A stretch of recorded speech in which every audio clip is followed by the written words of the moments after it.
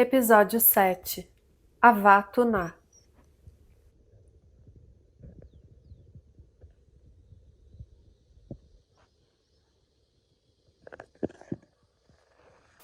Quando eu e a Laura, nós conhecemos a Chapada Diamantina pela primeira vez, e a gente conheceu Caeté-Açu, e foi caminhando por dentro das trilhas, a gente se olhou assim, e se perguntou ao mesmo tempo se já tinha sido um mar, se aqui já tinha sido um fundo do mar, porque parecia muito o fundo de um oceano, enquanto a gente caminhava e observava a vegetação, a terra, a areia, mas mais do que isso, eu acho que mesmo sem saber, naquela época a gente já estava acessando o registro acástico do lugar. Anteriormente, há cerca de 1.700.000 anos atrás, houveram invasões de águas marítimas na região da Chapada Diamantina. Por conta dos estromatólitos, os fósseis originados pela ação das bactérias que residem nos fundos dos mares primitivos, há evidências de vida marítima na Chapada Diamantina. As rochas da Chapada evidenciam os movimentos tectônicos planetários. Nortron confirmou que as modificações da região das matas continuaram na entrada da era glacial. Quando a Terra voltou a aquecer, a região ainda era tomada pelos mares. Em torno de 600 milhões de anos atrás, houve um novo movimento de placas tectônicas, movimentos estes que foram responsáveis pela expulsão das águas da região. Quando nós estabelecemos a conexão de forma mais profunda com Kazemi e com os irmãos de Yokai, sentimos fortemente o chamado para compartilhar com todos os irmãos estas informações que estão sendo trazidas. Os intraterrenos estão muito ativos no processo do despertar da consciência. Como a maioria das pessoas pensam, eles não trazem apenas a ideia do reconhecimento do plano espiritual. Os irmãos intraterrenos que trabalham para que a luz da Terra se estabeleça trazem a conscientização de que a espiritualidade vem da Terra, de que a espiritualidade está na Terra a interagir com cada uma de nossas células, com cada uma das moléculas de água que interage dentro e fora dos nossos sistemas de corpos.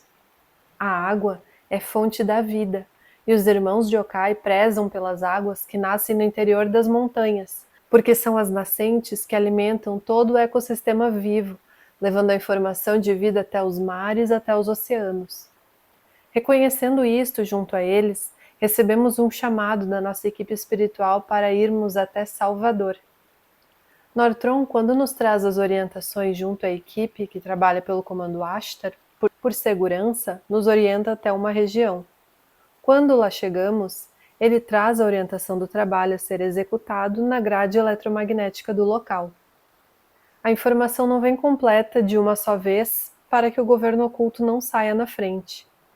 Por todo o tempo que estivemos em Salvador, íamos até o mar saudar as águas e a todos os nossos irmãos que vivem no fundo do oceano.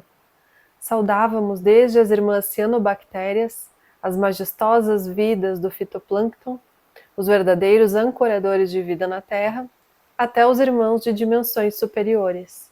Em um dos dias saudando o mar, visualizei em alto mar um triângulo azul ciano.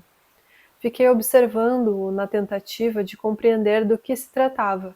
Nortron então trouxe o esclarecimento de que era uma nave de energia dos irmãos intraterrenos do mar, os quais chamei carinhosamente de intramarinhos. Em um dia de ancoramento de cura ao planeta junto à equipe, recebemos a informação do motivo pelo qual estávamos ali. Trabalharíamos em projeção nas regiões subterrâneas do mar. Antes de contarmos como foi o ancoramento de cura à região, precisamos compreender alguns detalhes cruciais a respeito dos planos de ação existentes, desenvolvidos pelos irmãos que operam pela luz da fonte criadora, bem como os planos desenvolvidos pelos irmãos que operam pela não-luz.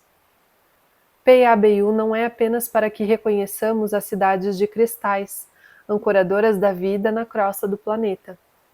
PABU também é um conscientizador consciencial, desenvolvido a pedido dos nossos irmãos intraterrenos para que possamos elevar os níveis de nossas consciências.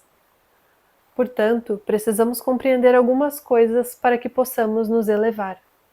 A oxigenação realizada pelo fitoplâncton não é somente a oxigenação da água marinha, dos rios, dos lagos e dos manguezais. A oxigenação do fitoplâncton também atua sobre as nossas células. A ausência do fitoplâncton seria a ausência da oxigenação, seria a morte da respiração do planeta, o adoecimento da vida terrícola de todos os reinos. Todos os gases poluentes e todo o químico que vai para o mar, inclusive os cremes bloqueadores solares de pele, prejudicam o fitoplâncton, uma vez que toda partícula de poluição altera toda a química planetária, altera toda a biologia, toda a energia do fitoplâncton. O fitoplâncton é constituído por uma cadeia viva de cianobactérias e algas, micro-organismos sintetizantes, os quais absorvem a energia do Sol. É o reino do mar que guarda o oxigênio. O oxigênio se transforma em um gás pró-vida a partir do éter que vem do Sol. São os oceanos que sintetizam essa informação e disponibilizam ao todo. É o fitoplâncton que disponibiliza 95% do oxigênio para a atmosfera do planeta. Agora precisamos despertar para uma realidade criada. Existe um projeto para aquecimento do mar. Estão aquecendo os mares para causar a morte do fitoplâncton. A temperatura ideal para a vida do fitoplâncton é de no máximo 20 graus Celsius. Com o superaquecimento do mar, o fitoplâncton fica prejudicado, impedindo de atuar de forma íntegra com a natureza. Com o fitoplâncton prejudicado, a respiração atmosférica fica prejudicada. Há prejuízos na fotossíntese e na sintetização do éter, substância que alimenta o espírito, a consciência que está ancorada na matéria física, ou seja, todos nós.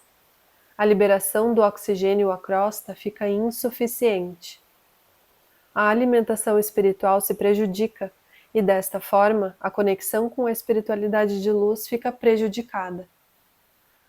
Os transformadores de energia provindos do Sol, que transformam o éter em um elemento químico para alimentar toda a biologia do planeta, ficam prejudicados. O reino que dilui os produtos das nossas expirações, que consome o dióxido de carbono, está prejudicado. Com a quantidade diminuída do fitoplâncton das águas dos mares e dos oceanos, devido ao superaquecimento causado pelos buracos na camada de ozônio, ocasiona-se a morte da biodiversidade marinha. A cor das águas dos oceanos se altera. Ao invés de uma cor cristalina esverdeada, a coloração azul escura toma os mares. O projeto sombrio que se instalou por toda a crosta quer alterar também a ecologia dos oceanos. A mudança climática, a qual é um projeto do governo oculto, está causando uma irreversível alteração nos reinos da clorofila. A clorofila que está presente nos cloroplastos, que são organelas existentes tanto em células de plantas como nas células das algas, são organismos especializados que fazem a fotoquímica. São capacitados a canalizar a energia do Sol a todos os reinos. As moléculas de clorofilas, as bacteriofilas, que são altamente especializadas para que possam, através de seus componentes internos, realizar a absorção de luz e transferir a luz solar em formato de energia a todo o planeta, estão prejudicadas. São elas, por exemplo, que alimentam os nossos organismos com o elemento do magnésio para manter a nossa homeostase. Precisamos das clorofilas límpidas e em equilíbrio para que possamos interagir com o meio intracelular, ativando a luz presente em nossos núcleos celulares, em nossas fitas de DNA. Se houver um prejuízo global no fitoplâncton, na clorofila, ficará dificultado o nosso acesso à luz da fonte criadora. É isso que o governo oculto quer instalar com a sua nova ordem mundial. Os governantes que fazem parte desse sistema sombrio são apenas a ponta do iceberg. Há uma escuridão muito mais profunda a ser iluminada.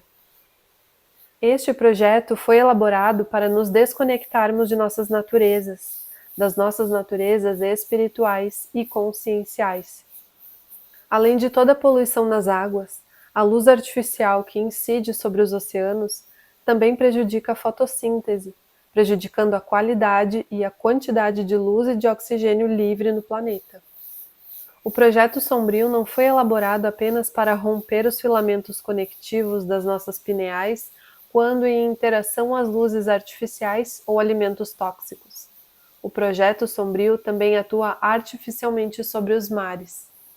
Além de estarem no mar, as clorofilas e cloroplastos também estão no reino vegetal.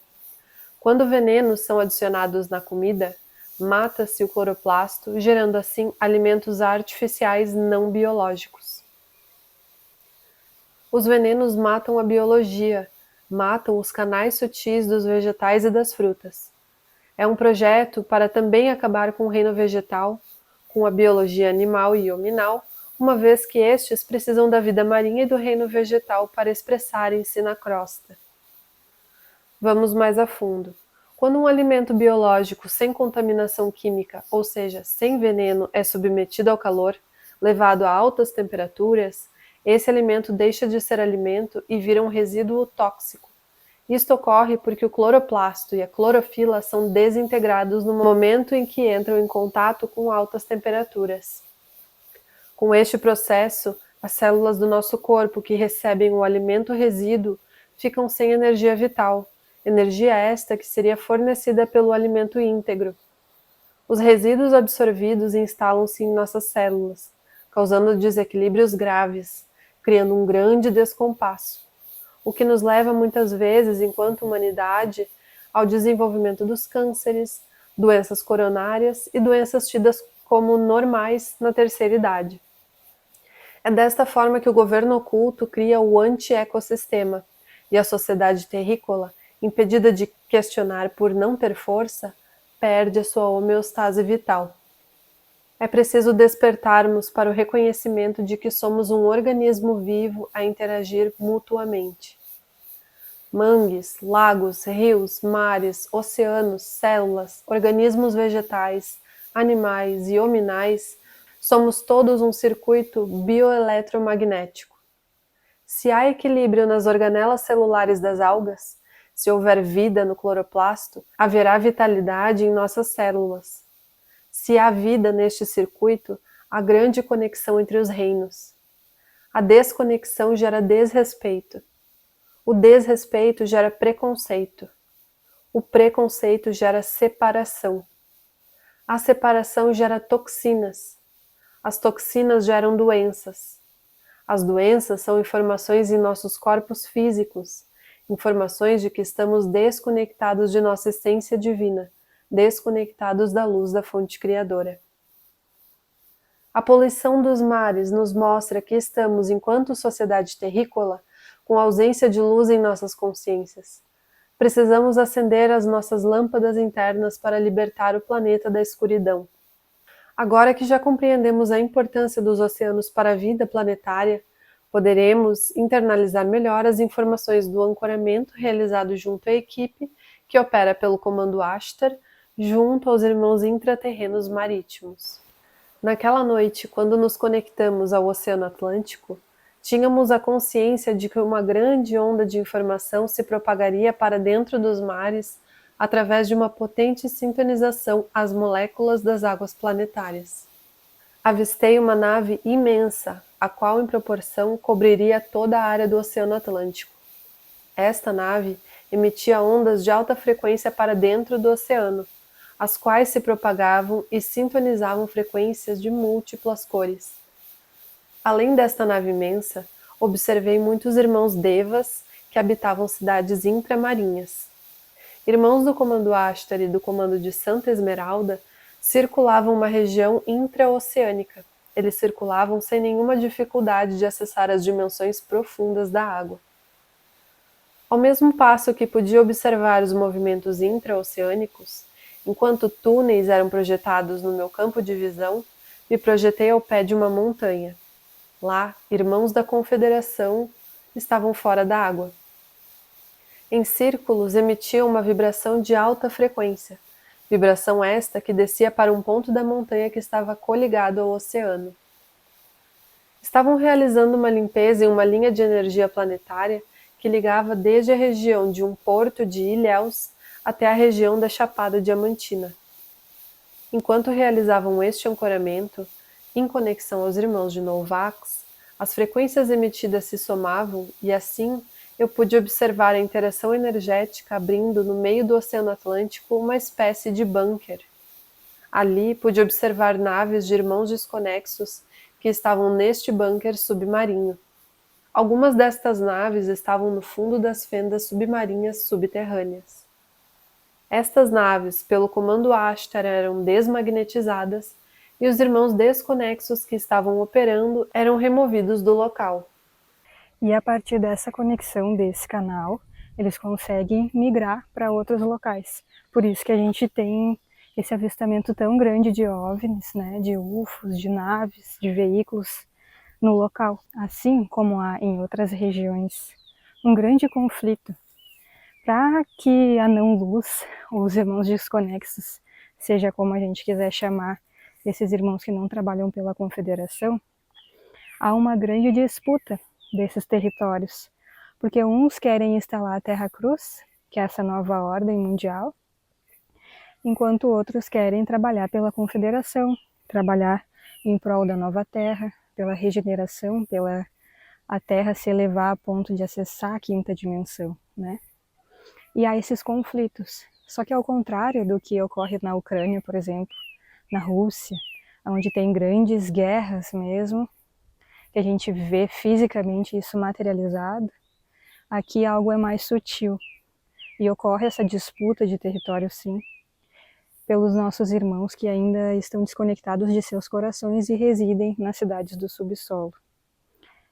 Que muitas vezes são humanos também, muitas vezes são seres que têm a mesma roupagem que a gente, assim como tem outros irmãos que estão ali com outro DNA e ativado, né? Então tem corpos um tanto quanto diferentes, embora ainda humanoides. E aqui no Brasil se consegue ter essa ampliação de consciência, se consegue ter uma maior possibilidade de ampliar mesmo as nossas vibrações por conta de toda a região, de toda a energia que engloba o Brasil. E essas guerras, como ocorrem lá na Ucrânia, não ocorrem aqui. Mas isso não significa que os irmãos não estejam ativos, os irmãos do Comando Ashtar, fazendo toda a proteção que é necessária para que o governo oculto não consiga se instalar, aonde principalmente existem as bases, né, ao redor das bases, como, por exemplo, nas áreas de preservação. Embora tem muitos locais dentro da Chapada Diamantina mesmo, por exemplo, ou ao redor de Caldas Nova, que também é um local onde existe uma grande base, que os irmãos eles conseguem se instalar nas fendas ao redor, né? Mas não é empecilho para a Confederação trabalhar, nem mesmo para o Comando Ashtar. Compreendi que eles estavam instalando energias de contaminação nos canais que conduzem as águas dos rios em direção ao mar, bem como estavam tentando uma maneira de corromper as passagens intramarinhas dos irmãos da Confederação de suas bases intramarinhas. E essas bases elas são instaladas para fazer toda a preservação da área, porque o Brasil ele é um local muito importante dentro desse movimento da regeneração do planeta, do movimento da transição planetária. Então há todo esse cuidado, há todo esse zelo. E esses canais de energia, essas passagens intraterrenas para a crosta, ela não se dá só aqui na Chapada Diamantina. A gente tem isso espalhado pelo planeta todo. A gente tem muitas dessas bases no Brasil, inclusive. Tem na região de Goiás, que não tem uma base só, são duas bases, e essas bases se intercomunicam e fazem uma conexão bem profunda para a proteção do local mesmo, porque o Brasil ele é um local muito rico, energeticamente falando. Então essas bases elas são instaladas aqui há muito tempo. Enquanto estes irmãos desconexos estavam sendo removidos, fui levado até uma rede intramarinha que conecta a cidade de cristal de Yokai até a base intramarinha da Confederação. compreendi que são múltiplos os canais que conectam múltiplas cidades intraterrenas. Os irmãos de Novax, que junto a outros irmãos da Confederação, os quais estavam manifestando as limpezas destes canais de conexão para evitar um grande ataque das sombras na região, trouxeram a informação de que há um projeto ferroviário para ser instalado sobre os canais que conectam duas regiões, sendo elas a região da Chapada Diamantina e a outra a região de Ilhéus, com a intenção de bloquear as passagens de luz que os irmãos intraterrenos utilizam para executarem seus trabalhos em auxílio às consciências do planeta ao reino marinho. Os irmãos que operam pelas sombras na fisicalidade já estão realizando uma instalação na rede de canais que conectam estes locais na tentativa de poluir rios e mares, bem como para escavar a crosta para a coleta massiva de minérios de ouro e ferro. Muitos irmãos desconexos, bem como muitos equipamentos, foram removidos destes canais subterrâneos. A intenção desta limpeza sutil é reverberar na crosta o freamento do projeto ferroviário no local. Projeto este que está sendo criado para explorar e deturpar os recursos biológicos e exportá-los aos países ricos através do porto de Ilhéus. Os reinos intraterrenos e intramarinhos sempre serão auxiliados e zelados pelos comandos que operam junto à grande frota da Federação, Confederação Intergaláctica e Comando Ashtar. No Oceano da Terra é onde muitos devas e elementais do mar residem. O planeta Terra é o planeta Água. Tudo o que existe na crosta existe no interior da Terra, desde o Sol aos oceanos. Isto já é cientificamente comprovado. A ciência comprovou a existência de um oceano subterrâneo muito grande no subsolo da Terra. A Terra não é uma esfera maciça por dentro. A Terra é uma esfera oca, volúvel e com múltiplas dimensões. Abaixo da Terra existem florestas, areias e profundos mares cristalinos. São muitas as camadas percorridas no subsolo para que se chegue no Sol interior da Terra. A Terra é um grande espelho refletor. Estamos apenas em um dos lados do espelho. Existe o lado de dentro, o lado que reflete, e este lado, o lado de dentro, é constituído por múltiplas dimensões. Os cristais que ficam abaixo da Terra nas cidades intraterrenas constituem as moradas dos irmãos que lá habitam. Os cristais são produtos universais que fizeram parte da constituição da Terra. Assim como uma semente, a Terra pode guardar informações de produtos universais. Podemos considerar a Terra como uma grande árvore frutífera, que dará frutos por muitos e muitos anos, como é o caso do abacate. Ao longo de trilhões de anos, os cristais especializaram-se. Na nova Terra, muitos cristais serão ativados para compor o que será a crosta. Precisamos compreender um ponto importante para darmos seguimento em nossa evolução. Uma malha densa fora depositada sobre a crosta. Esta malha nos impede de interagir com os planos extrafísicos, extraterrenos e intraterrenos. Este véu que cobre a crosta, que nada mais é do que uma malha eletromagnética desconexa, será removido no dia em que nós removermos os véus da ilusão que cegam os nossos próprios olhos. Todo este trabalho está sendo realizado junto ao Comando Ashtar e aos intraterrenos, porque o governo oculto, que quer acessar a Cidade de Cristal, possui uma intenção: destruir o arquivo acástico da Terra. Anteriormente, eles já realizaram uma tentativa através da bomba atômica que fora disparada, prejudicando o arquivo de registro de todos aqueles que desencarnaram por conta das explosões. Agora, eles possuem a intenção de ir mais a fundo. Eles possuem a intenção de irem até os planos intraterrenos, onde está contida toda a história, todo o arquivo vivo do planeta, guardado no coração de cristal. Isto não é ficção científica, muito menos uma cena sombria de um conto de fadas. Esta é a realidade que estão tentando implantar no plano da terceira dimensão através da implantação de um novo sistema, a nova ordem mundial. A nova ordem mundial não tem nada de novo. Tudo continua com o mesmo plano antigo de controlar a humanidade. Como eles não vão conseguir executar este plano, a ideia deles é desconectar ainda mais as nossas consciências da verdade universal, causando medos e controles à população mundial. Uma verdadeira caça às cidades intraterrenas está ocorrendo. O que está sendo observado na superfície é apenas uma faceta desse projeto. Para aqueles que desacreditam desta verdade, nós os convidamos a observar o processo do aquecimento global, o aumento exponencial da disponibilidade de agrotóxicos, das queimas das florestas e poluição de mares, a presença do plástico nas nossas correntes sanguíneas, aqueles irmãos bilionários ficando cada vez mais ricos às custas de todo o restante da população terrícola, o aumento dos estímulos à vaidade que nos prende em egos e nos afastam de nossa verdadeira natureza. Quem somos nós fora do sistema? Para que a Terra não precise nos sacudir como aconteceu na época de Atlântida, os intraterrenos e os extraterrenos nos conduzem a uma mudança rápida através de uma intensa e profunda busca por nós mesmos. Somente através do autoconhecimento sairemos da ignorância e auxiliaremos de fato na construção de uma Terra regenerada. O processo da regeneração inicia primeiramente na sintonização com o nosso coração. Assim, sintonizaremos com o coração de cristal do planeta.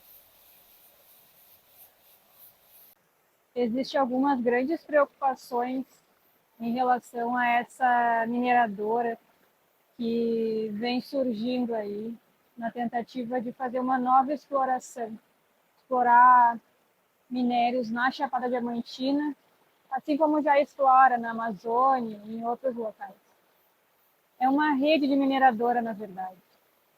E a grande preocupação dos irmãos de yokai, dos devas, é do dióxido de carbono, que é liberado na atmosfera por conta da mineração. Os produtos da mineração são tóxicos, e isso contribui para o aumento do efeito estufa, né? Contribui para esse aquecimento extremo. E esse aquecimento extremado, ele faz com que esses irmãos que estão no subsolo, eles consigam se projetar para a crosta. E embora eles precisem sair daqui, não precisaria ser dessa maneira, nessa tentativa de eles vir para a crosta para tentar continuar um caos de uma forma ainda mais ativa. Então essa é uma das preocupações. Preocupação no modo de dizer, né? Porque a espiritualidade de luz ela não se preocupa, mas ela tem uma conscientização perante esses movimentos que estão ocorrendo aqui na crosta. Então tem esse alerta que eles querem que a gente compreenda. Quanto mais gente tiver essa conscientização, mais amena será a transição planetária. Porque quanto mais a gente deixar o caos tomar conta do planeta, mais difícil será a nossa transição para arrumar a regeneração, né? Então não precisa disso, não precisa ser com dor, pode ser pelo amor. É isso que eles tentam nos trazer. E uma das outras preocupações que eles têm é por conta do mercúrio, que é liberado no solo por conta das minerações, principalmente da mineração de ouro. E isso é altamente tóxico para o solo, para as bactérias, para os fungos, para todos os elementais da natureza que estão na crosta, atuando para que a gente tenha um alimento de qualidade, por exemplo. Tudo isso pode ficar muito prejudicado e prejudicar muito a nossa alimentação. Fora toda a poluição das águas. E assim como para nós, para os devas e para os irmãos de yokai, as águas elas são fonte de vida. E quando há uma poluição ou o rompimento de uma barreira ou uma contaminação de uma nascente e, consequentemente, um bloqueio dessas águas, uma seca, né? Secar uma nascente, isso é muito preocupante para nós que estamos aqui, porque para além de todo o movimento que a falta de água pode nos causar, fisicamente falando, na nossa saúde, isso também pode gerar alguns transtornos muito grandes, mundialmente falando. Então, eles pedem para que a gente traga aqui, através do PABU, toda essa questão de que a gente precisa se conscientizar, porque por mais que os movimentos eles precisem ocorrer para que a Terra possa passar pela sua transição, não precisa ser doloroso, não precisa ser deturpador da crosta.